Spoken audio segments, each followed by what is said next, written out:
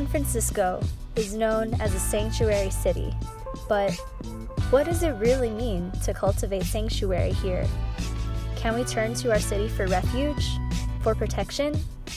What does it mean for a place to be sacred or holy? In the heart of San Francisco, 5 artists are exploring these questions through dance in a work called Holy City, or Hate Often Loves You. Between their rehearsals at the A.C.T Costume Shop and Soma Arts Cultural Center, they discussed the issues that inspired their performance. One of the key things for me about this work is reclaiming the root of sanctuary, which, the Latin word sanctus, which means in English holy, and that continues to be a part of our inquiry.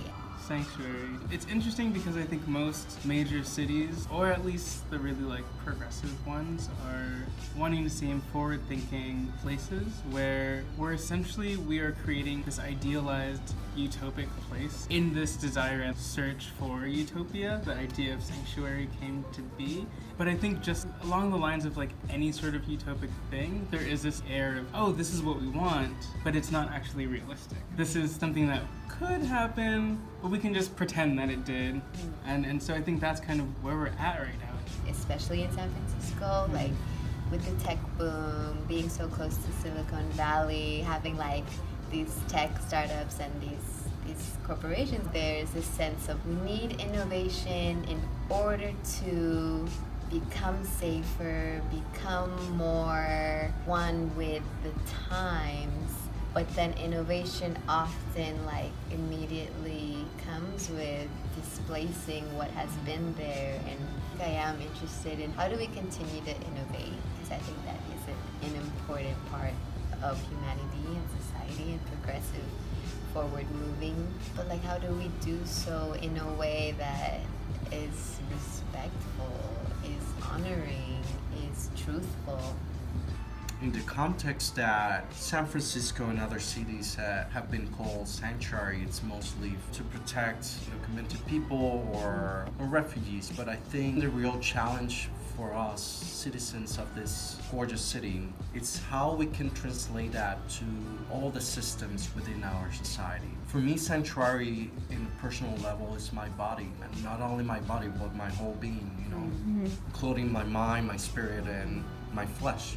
So for me to fully acknowledge and honor my sanctuary, it has to be an integrative process. It has to include everything. So I think, however, it's a wonderful idea that the city have support systems, for all these causes. But I think the real question would be, how much deeper can we go into a whole sanctuary city? How we do take care of the people who have been living here for decades and have been displaced by the progression that's been brought in order to support what?